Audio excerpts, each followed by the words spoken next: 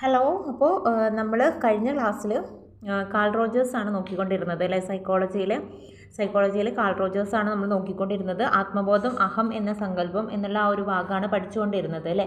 അതിൻ്റെ തുടർച്ചയായിട്ടുള്ള ക്ലാസ്സാണ് ഇന്നെടുക്കുന്നത്. അപ്പോൾ നമുക്ക് നോക്കാം. ഒരു വ്യക്തിക്ക് അയാളുടെ തന്നെ സ്വഭാവത്തെക്കുറിച്ചും കഴിവുകളെക്കുറിച്ചും തൻ്റേതായ വ്യവഹാര രീതികളെ കുറിച്ചുമുള്ള വിശ്വാസത്തിൻ്റെ ആകെ തുകയാണ് അയാളുടെ ആത്മബോധം അഥവാ അഹം എന്ന് പറയുന്നത്.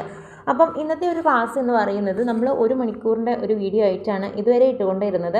എന്നാലും നമ്മൾ ഇന്ന് പാർട്ടായിട്ട് 3 ക്ലാസ് ആയിട്ടായിരിക്കും നമ്മൾ ഇടുന്നത്. അതുകൊണ്ട് തന്നെ നിങ്ങൾക്കും കാണാൻ വേണ്ടിയിട്ട് ഒരു എന്താ പറയുക, ഒരു എനർജി കുറവുണ്ടാവില്ല.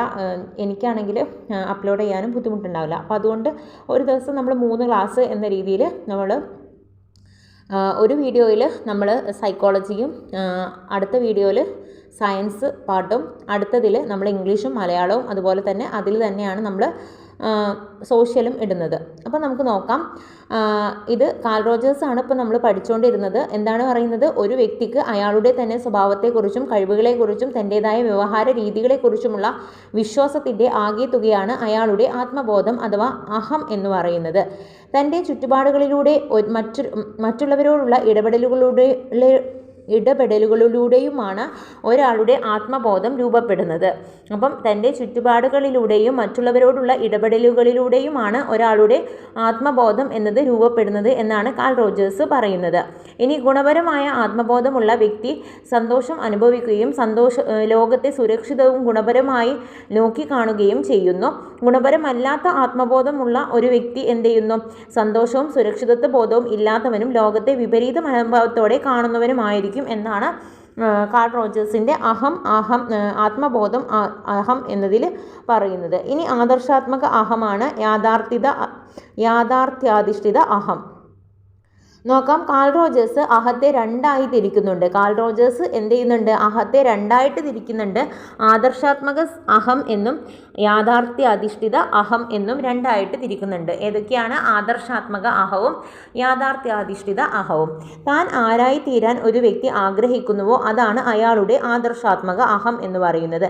താൻ ആരായി തീരാൻ ഒരു വ്യക്തി ആഗ്രഹിക്കുന്നുവോ അതാണ് അയാളുടെ ആദർശാത്മക അഹം എന്ന് പറയുന്നത്. യാഥാർത്ഥത്തിൽ ഒരു വ്യക്തി ആരാണോ അതാണ് അയാളുടെ യഥാർത്ഥാധിഷ്ഠിത അഹം എന്ന് പറയുന്നത്. അപ്പം ഒരാൾ ആരായി തീരണം എന്ന് ആഗ്രഹിക്കുന്നത് അത് അയാളുടെ ആദർശാത്മക അഹമാണ്. എന്നാൽ അയാൾ ആരായിട്ടാണോ തീരുന്നത് അതാണ് അയാളുടെ യാഥാർത്ഥാധിഷ്ഠിത അഹം എന്ന് പറയുന്നത്. ഈ സങ്കല്പമൊക്കെ കാൾ റോജേഴ്സിൻ്റെയാണ് കേട്ടോ. അഹത്തിൻ്റെ ഈ 2 തലങ്ങളും എത്രത്തോളം അടുത്തു നിൽക്കുന്നുവോ അത്രത്തോളം സന്തുലിതമായിരിക്കും അയാളുടെ വ്യക്തിത്വം എന്ന് പറയുന്നത്. ഇവ തമ്മിലുള്ള അന്തരം കൂടുന്നത് അപസമായോജനത്തിനും വ്യക്തിത്വ പ്രശ്നങ്ങൾക്കും കാരണമാകുന്നു. അപ്പം ആർക്കാണെങ്കിലും അങ്ങനെ തന്നെയാണല്ലോ. നമ്മൾ പ്രതീക്ഷിച്ച കാര്യങ്ങൾ അല്ലെങ്കിൽ നമ്മൾ ആഗ്രഹിക്കുന്ന കാര്യങ്ങൾ സാധിക്കാതെ വരുമ്പോൾ നമുക്ക് എന്താണ്? അവിടെ നമുക്ക് സമായോജനം തന്നെയാണ് സംഭവിക്കുക അല്ലേ. നമുക്ക് അവിടെ ഒരു ടെൻഷനും അതുപോലെ തന്നെ വ്യക്തിത്വ പ്രശ്നങ്ങളൊക്കെ ഉടലെടുക്കും ആ ഒരു പ്രശ്നം കാരണം. ഇനി പ്രീവിയസ് ക്വസ്റ്റ്യൻ ആണ്, നോക്കാം. പഠിതാക്കൾക്ക് അഹംബോധവും അവർ മുമ്പ് പരിചയപ്പെട്ട ആത്മാദരം, ആത്മാഭിമാനം തുടങ്ങിയ ആശയങ്ങളുമായി താരതമ്യം ചെയ്യുന്നതിന് അവസരവും നൽകണം എന്നത് ആരുടെ തത്വമാണ് എന്ന് ചോദിച്ചാൽ അത് കാൾ റോജേഴ്സ് ആണ്. അപ്പം കാൾ റോജേഴ്സ് ആണ് അല്ലേ. അപ്പോൾ നമ്മൾ കഴിഞ്ഞ ക്ലാസ്സിൽ പറഞ്ഞു കാൾ റോജേഴ്സ് എന്ന് പറഞ്ഞിട്ട് നമ്മൾ റോസ് പൂവിനെ കുറിച്ചിട്ടൊക്കെ പറഞ്ഞു അല്ലേ. റോസ് പൂവ് ഒരു വ്യക്തിക്കാണ് നമ്മൾ കൊടുക്കുന്നത്. അപ്പോൾ വ്യക്തിയെക്കുറിച്ച് പറഞ്ഞാൽ അത് ആരാണ്? കാൾ റോജേഴ്സ് ആണെന്ന് പറഞ്ഞു. അതുപോലെ തന്നെ ഒരു വ്യക്തിക്ക് സ്നേഹം തോന്നണം എന്നുണ്ടെങ്കിൽ ആദ്യം അവന് വേണ്ടത് എന്തൊക്കെയാണ്? അവന് തന്നെ സ്വയം ഒരു ആത്മാദരവും ആത്മാഭിമാനവും ഒക്കെ തോന്നണം അല്ലേ. എങ്കിലല്ലേ അവന് മറ്റൊരാളെ സ്നേഹിക്കുന്നുണ്ട് എന്നൊക്കെ പറയാൻ വേണ്ടിയിട്ട് പറ്റുള്ളൂ. അപ്പോൾ അതുകൊണ്ട് ഈ ഒരു കാര്യം ഒരാളോട് പറയണമെങ്കിൽ നമുക്കതിനുള്ള ആ ഒരു ആത്മാഭിമാനം അതുപോലെ തന്നെ ബോധം ഇത് നമുക്ക് തന്നെ വേണം. അഹംബോധം ഒക്കെ നമുക്ക് വേണം. അപ്പം ഈ കാൾ റോജേഴ്സിൻ്റെ വാക്കുകളിൽ വരുന്നതാണ്. നോക്കാം നമുക്ക്. പഠിതാക്കൾക്ക് അഹംബോധവും അവർ മുമ്പ് പരിചയപ്പെട്ട ആത്മാദരം, ആത്മാഭിമാനം തുടങ്ങിയ ആശയങ്ങളുമായി താരതമ്യം ചെയ്യുന്നതിന് അവസരവും നൽകണം എന്നതാണ്. അപ്പം അത് ആരുടെ വാക്കുകളാണ്, ആരുടെ തത്വമാണ് എന്നൊക്കെ ചോദിച്ചാൽ അത് കാൾ റോജേഴ്സിൻ്റെതാണെന്ന് ഓർത്തു വെക്കുക. ഇനി അഹവും ആദർശാത്മക അഹവും തമ്മിലുള്ള പൊരുത്തക്കേടുകളാണ് വ്യക്തിത്വത്തിലെ വൈകല്യങ്ങൾക്ക് കാരണം എന്ന് സിദ്ധാന്തിച്ചത് ആരാണെന്ന് ചോദിച്ചാലും അതും ആരാണ്? കാൾ റോജേഴ്സ് തന്നെയാണ്. ഇപ്പം എന്താണ്? അഹവും ആദർശാത്മക അഹവും തമ്മിലുള്ള പൊരുത്തക്കേടുകളാണ് വ്യക്തിത്വത്തിലെ, നമ്മൾ വ്യക്തി എന്ന് പറഞ്ഞിട്ട് പഠിച്ചിട്ടുണ്ടായിരുന്നു. വ്യക്തി എന്ന് വരുമ്പം അവിടെ ആരാണ് വരുന്നത്? കാൾ റോജേഴ്സ് ആണെന്ന് ഓർത്തു വെക്കുക. അപ്പം വ്യക്തിത്വത്തിലെ വൈകല്യങ്ങൾക്ക് കാരണം എന്താണെന്ന് ചോദിച്ചാൽ അഹവും ആദർശാത്മക അഹവും തമ്മിലുള്ള പൊരുത്തക്കേടുകളാണ് എന്ന് നമ്മൾ നേരത്തെ പഠിച്ചു. ഇനി നിരുപാധിക പരിഗണന, സ്നേഹം. നിരുപാധികമായിട്ടുള്ള പരിഗണനയും തുറന്ന സ്നേഹവും വ്യക്തികൾക്ക് ശരിയായ വ്യക്തിത്വം സ്ഥാപിക്കുന്നതിനും ആത്മസാക്ഷാത്കാരം നേടുന്നതിനും സഹായകമാണ്. അപ്പോൾ നമ്മൾ നേരത്തെ പഠിച്ചു വ്യക്തികൾക്ക് ശരിയായിട്ടുള്ള സ്നേഹം വേണം അല്ലേ, സ്നേഹം ഉണ്ടെങ്കിലേ നമ്മൾ റോസ് പൂവ് കൊടുക്കുള്ളൂ എന്ന് പറഞ്ഞത്. അപ്പം നിരുപാധിക സ്നേഹം അതുപോലെ തന്നെ നിരുപാധികമായ പരിഗണന എന്നൊക്കെ പറയുമ്പം അത് കാൾ റോജേഴ്സ് ആണെന്ന് ഓർത്തു വെക്കുക. ഇനി ഉപാധികളോടുള്ള സ്നേഹവും പരിഗണനയും തെറ്റായ ആദർശാത്മക അഹം രൂപപ്പെടുന്നതിനും യാഥാർത്ഥ്യാത്മക അഹവുമായി പൊരുത്തക്കേട് സൃഷ്ടിക്കുന്നതിനും അതുവഴി എന്ത് ചെയ്യാം, വ്യക്തിത്വ പ്രശ്നങ്ങൾക്കും കാരണമാകാം എന്നാണ് പറയുന്നത്.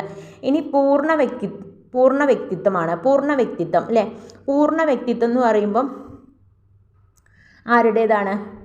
കാൾ റോജേഴ്സിൻ്റെതാണെന്ന് ഓർത്തു വെക്കുക. അപ്പോൾ പൂർണ്ണ എന്ന് പഠിക്കുമ്പം എന്താണ്? അതിലൊരു പൂവാണ് അല്ലേ, പൂവ് എന്ന് ഓർത്തു വെക്കുക. അപ്പോൾ പൂർണ്ണം എന്നുള്ളതിന് തുടക്കം പൂവിലാണല്ലോ. അപ്പോൾ പൂർണ്ണമായിട്ടുള്ള ഒരു റോസാപ്പൂവാണെന്ന് ഓർത്തു വെക്കുക. അപ്പോൾ പൂർണ്ണം എന്നുള്ളത് വന്നിട്ടുണ്ടെങ്കിൽ പൂർണ്ണ വ്യക്തിത്വം ആരുടേതാണെന്നൊക്കെ ചോദിച്ചാൽ അത് കാൾ റോജേഴ്സിൻ്റെതാണെന്ന് ഓർത്തു വെക്കുക. സഹജമായിട്ടുള്ള കഴിവുകൾ ഉപയോഗപ്പെടുത്തി നിരന്തരം പ്രവർത്തന നിരതനായ ഒരു വ്യക്തിയെ പൂർണ്ണ വ്യക്തിത്വത്തിന് ഉടമയായി പരിഗണിക്കാം. ഇത് ഇപ്പോൾ നിങ്ങൾക്ക് പറയുമ്പോൾ തമാശയായിട്ടൊക്കെ തോന്നുന്നുണ്ടാവും. പക്ഷേ നിങ്ങൾ ക്വസ്റ്റ്യൻ പേപ്പറിൽ ഈ വാക്കുകളൊക്കെ കാണുമ്പോൾ നിങ്ങൾ എന്നെ ഓർക്കും എന്നുള്ള കാര്യം എനിക്ക് ഉറപ്പാണ്. അപ്പം നിങ്ങൾ ഇത് വ്യക്തമായിട്ട് കേട്ട് മനസ്സിലാക്കി വെക്കുക ആരാണെന്നൊക്കെ. പക്ഷെ നമുക്ക് എന്താണ് ആ ക്വസ്റ്റ്യൻ പേപ്പറിൽ ഈ ഓരോരോ വാക്കുകൾ കേൾക്കുമ്പോൾ നമുക്ക് അത് ആരുടേതാണെന്ന് നമുക്ക് അവിടുന്ന് മനസ്സിലാക്കിയെടുക്കാൻ പറ്റും. കാരണം നമുക്കിതൊന്നും പൂർണ്ണമായിട്ട് നമുക്ക് പഠിച്ചെടുത്തുകൊണ്ട് പോയി എക്സാമിൽ ഇരുന്ന് എക്സാം എഴുതിയിട്ട് വരാൻ ഒരിക്കലും സാധിക്കുമെന്ന് തോന്നുന്നില്ല. കാരണം അത്രയും കടുകട്ടിയായിട്ടുള്ള വാക്കുകളൊക്കെയാണല്ലോ ഈ ഒരു സൈക്കോളജിയിൽ വരുന്നത്. അപ്പോൾ നമുക്ക് ബന്ധിപ്പിച്ച് വെച്ചിട്ട് പഠിക്കാൻ പറ്റുന്ന അത്രത്തോളം നമ്മൾ ബന്ധിപ്പിച്ചിട്ട് വെച്ചിട്ട് പഠിക്കാം. അപ്പോൾ നമുക്ക് ആ ഒരു ക്വസ്റ്റ്യൻ പേപ്പറിൽ ഇത് കാണുമ്പോൾ തന്നെ ഓരോ വാക്കുകളും ഇനി നിങ്ങൾ മറക്കൂല. എന്തായാലും അഹവും അതുപോലെ തന്നെ എന്താണ് ആത്മാദരം, അഭിമാനം അതൊക്കെ ആരുടെയാണെന്ന് ചോദിച്ചാലും, ആദർശാത്മക അഹം ആരുടേതാണെന്ന് ചോദിച്ചാലും, അതുപോലെ തന്നെ നിരുപാധിക സ്നേഹം പരിഗണന ആരുടേതാണെന്ന് ചോദിച്ചാലും, ആദർശാത്മക അഹം ചോദിച്ചാലും, പിന്നെ എന്താണ് നമ്മുടെ ആത്മബോധം അഹം എന്ന സങ്കല്പം ഇതൊക്കെ ആരുടേതാണെന്ന് ചോദിച്ചാലും നിങ്ങൾ ഒരിക്കലും ഇത് മറക്കൂല. അത് കാൾ റോജേഴ്സിൻ്റെതാണെന്ന് നിങ്ങൾ ഓർത്ത് വെക്കും അല്ലേ. നമ്മളൊരു പ്രണയത്തിൻ്റെ ആ ഒരു രീതിയിൽ നമ്മളെല്ലാം പഠിച്ചിട്ടുണ്ട്. അപ്പോൾ പൂർണ്ണ വ്യക്തിത്വം എന്ന് പറഞ്ഞാൽ അതും കാൾ റോജേഴ്സിൻ്റെ തന്നെയാണ്. ഇനി സഹജമായിട്ടുള്ള കഴിവുകൾ ഉപയോഗപ്പെടുത്തി നിരന്തരം പ്രവർത്തന നിരതനായ ഒരു വ്യക്തിയെ പൂർണ്ണ വ്യക്തിത്വത്തിന് ഉടമയായി പരിഗണിക്കാം എന്നാണ് പറയുന്നത്. പൂർണ്ണ വ്യക്തിത്വത്തിന് ഉടമകളാകുന്നവരുടെ സവിശേഷതകൾ നമുക്ക് നോക്കാം. അനുഭവങ്ങളെ തുറന്ന മനസ്സോടെ ഉൾക്കൊള്ളുന്നു, ജീവിതത്തിലെ ഓരോ നിമിഷത്തെയും പ്രായോഗിക സമീപനത്തോടെ നേരിടുന്നു, സന്ദർഭങ്ങൾക്ക് അനുയോജ്യമായിട്ടുള്ള രീതിയിൽ പെരുമാറുന്നു, തിരഞ്ഞെടുക്കുവാനുള്ള സ്വാതന്ത്ര്യം ഉചിതപൂർവ്വം ഉപയോഗിക്കുന്നു, ഉയർന്ന തലത്തിലുള്ള സർഗാത്മകത പ്രകടിപ്പിക്കുന്നു, ആക്രമണോത്സുകമായി പെരുമാറുവാൻ സാധ്യതയുള്ള സന്ദർഭങ്ങളിൽ പോലും തൻ്റെ സഹജമായ നന്മ പ്രകടിപ്പിക്കുന്നു. അത്രയും നന്നായിട്ടുള്ള ഒരു മനുഷ്യനാണ് അല്ലേ പൂർണ്ണ വ്യക്തിത്വം എന്ന് പറഞ്ഞാൽ. ഇനി ഉദ്ഗ്രഥിത വ്യക്തിത്വമാണ്. ഉദ്ഗ്രഥിത വ്യക്തിത്വവും നമ്മളുടെ കാൾ റോജേഴ്സ് തന്നെയാണ്. അപ്പോൾ നോക്കാം, പരിസ്ഥിതിയുമായിട്ട് പൂർണ്ണമായും സമായോജനം സ്ഥാപിക്കുന്ന വ്യക്തിത്വമാണ് ഉദ്ഗ്രഥിത വ്യക്തിത്വം. പരിസ്ഥിതിയുമായിട്ട് എന്ത് ചെയ്യാം, പൂർണ്ണമായിട്ടും സമായോജനം സ്ഥാപിക്കുന്ന വ്യക്തിത്വമാണ്. ഉദ്ഗ്രഥിത വ്യക്തിത്വമുള്ളവർക്ക് പൊതുവെ ആഗ്രഹങ്ങളും പ്രതീക്ഷകളും എല്ലാം തൻ്റെ കഴിവിനനുസരിച്ചായിരിക്കും. അവർക്ക് തൻ്റെ കഴിവുകേടുകളും തിരിച്ചറിഞ്ഞ് പ്രവർത്തിക്കാൻ സാധിക്കും. ഇനി ഉദ്ഗ്രഥിത വ്യക്തിത്വത്തിലേക്ക് എത്തിച്ചേരാൻ സഹായിക്കുന്ന വഴികൾ എന്ന് പറയുന്നത് കുട്ടികളിൽ സ്വയം ബഹുമാനം, അനുകൂല മനോഭാവം, വിശ്വാസ്യത എന്നിവ ഉണ്ടാക്കുക, വിദ്യാലയങ്ങളിലെയും വീട്ടിലെയും ജീവിതം നല്ല രീതിയിൽ ആസൂത്രണം ചെയ്യുക, നല്ല ലക്ഷ്യങ്ങളും ഉദ്ദേശങ്ങളും കുട്ടികളിൽ ഉണ്ടാകാൻ പ്രചോദിപ്പിക്കുക, നല്ല സൗഹൃദ ബന്ധം സ്ഥാപിക്കുക. ഇത്രയുമാണ്. അപ്പോൾ ഒരു പ്രീവിയസ് ക്വസ്റ്റ്യൻ ഉണ്ട്, നോക്കാം. വിഷയങ്ങളെ വേർതിരിച്ച് പഠിപ്പിക്കുന്നതിന് പകരം പരസ്പരം ബന്ധപ്പെടുത്തി പഠിപ്പിക്കുന്ന സമീപനം ഏതാണെന്ന് ചോദിച്ചാൽ അത് ഉദ്ഗ്രഥിത സമീപനമാണ് അല്ലേ. ഇനി നമുക്ക് പഠിക്കാനുള്ളത് അബ്രഹാം മാസ്ലോ ആണ് കേട്ടോ. അബ്രഹാം മാസ്ലോ ആണ്. അപ്പോൾ കാൾ റോജേഴ്സിൻ്റെ നമ്മൾ ഏതൊക്കെയാണ് പഠിച്ചത്? അഹം, ആദർശാത്മക അഹം, ആത്മബോധം അഥവാ അഹം അല്ലേ. ഇനി ആദർശാത്മക അഹവും യാഥാർത്ഥ്യാധിഷ്ഠിത അഹവും പഠിച്ചു. നിരുപാധിക പരിഗണന, സ്നേഹം പഠിച്ചു. പൂർണ്ണ വ്യക്തിത്വം പഠിച്ചു അല്ലേ, പൂർണ്ണ വ്യക്തിത്വം പഠിച്ചു. ഇനി ഉദ്ഗ്രഥിത വ്യക്തിത്വവും പഠിച്ചു. പൂർണ്ണ വ്യക്തിത്വവും ഉദ്ഗ്രഥിത വ്യക്തിത്വവും ആരുടേതാണെന്ന് ചോദിച്ചാൽ അത് കാൾ റോജേഴ്സിൻ്റെതാണ് അല്ലേ. ഇനി നമ്മൾ ബന്ധിപ്പിച്ച് വെക്കാൻ വേണ്ടിയിട്ട് എന്താണ് കാൾ റോജേഴ്സ് റോസാപ്പൂവിനെ ഉപമിച്ചു. ആ ഒരു റോസാപ്പൂവ് നമ്മൾ ആർക്കാണ് കൊടുക്കുക? ഒരു വ്യക്തിക്കാണ് കൊടുക്കുക. അപ്പോൾ വ്യക്തി എന്ന് പറഞ്ഞിട്ടുള്ള ഒരു കോട്ട ചോദിച്ചാൽ അത് ആരുടേതാണ്? അത് കാൾ റോജേഴ്സിൻ്റേതാണ്.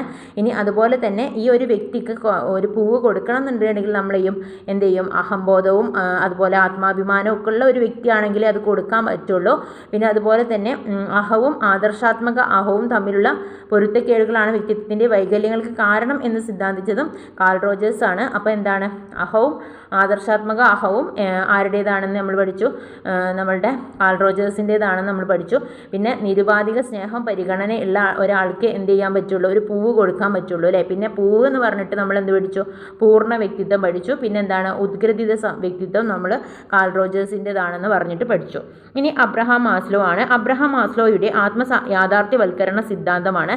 അബ്രഹാം മാസ്ലോ ഏത് മനഃശാസ്ത്ര ചിന്താധാരയുടെ വക്താവാണ് എന്ന് ചോദിച്ചാൽ അത് മാനവികതാവാദത്തിൻ്റെതാണ് കേട്ടോ. മാനവികതാവാദമാണ്. ഓരോ വ്യക്തിയും അയാളുടെ കഴിവും അഭിരുചിയും അനുസരിച്ച് ആത്മസാക്ഷാത്കാരം അല്ലെങ്കിൽ സ്വത്വ സാക്ഷാത്കാരം നേടണമെന്ന് അഭിപ്രായപ്പെട്ടത് അബ്രഹാം മാസ്ലോ ആണ്. ഇനി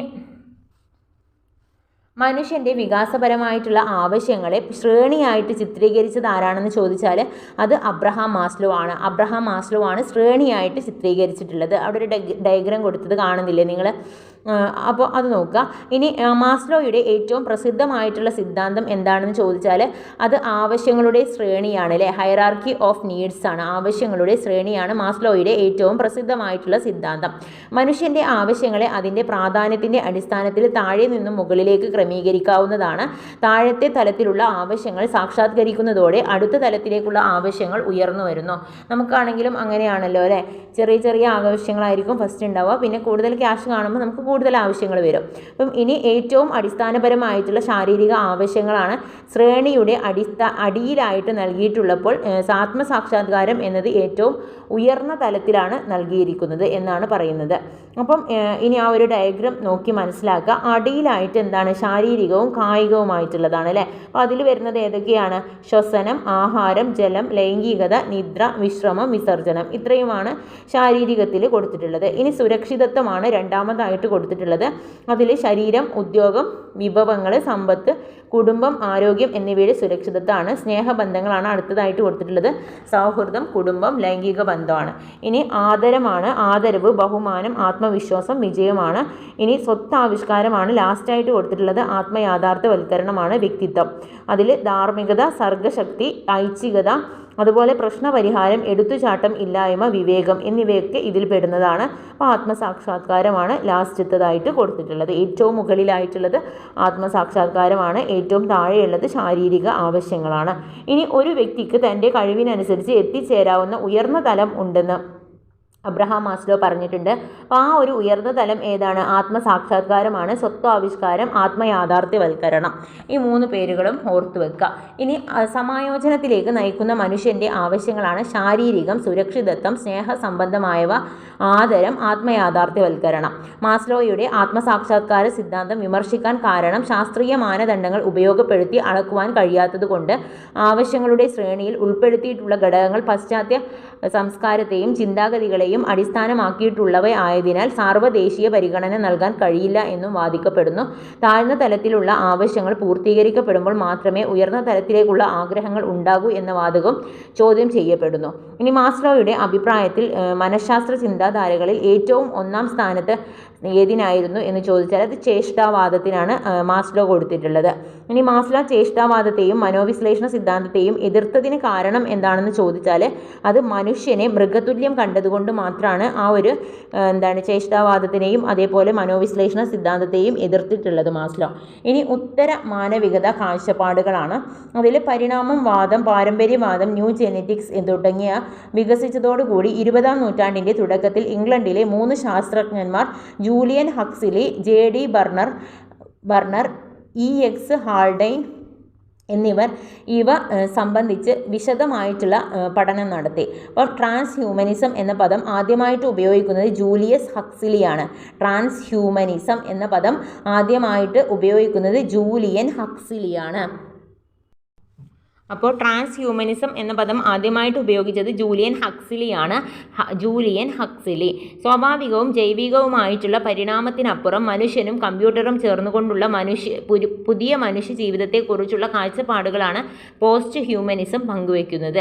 ഇനി ആത്മാദരമാണ്. ഒരു വ്യക്തി തന്നെക്കുറിച്ചുള്ള മനോഭാവങ്ങളെയും വിലയിരുത്തുന്നതിലൂടെ രൂപപ്പെടുത്തുന്ന സ്വയം മതിപ്പാണ് ആത്മാദരം. ആത്മാദരത്തിൻ്റെ തോത് നിർണ്ണയിക്കുന്ന ഉപാധികൾക്ക് ഉദാഹരണം റോസൻബർഗ് സെൽഫ് എസ്റ്റീം സ്കെയിലാണ്, സെൽഫ് എസ്റ്റീം ഇൻവെൻ്ററി. ഇത് രണ്ടുമാണ്.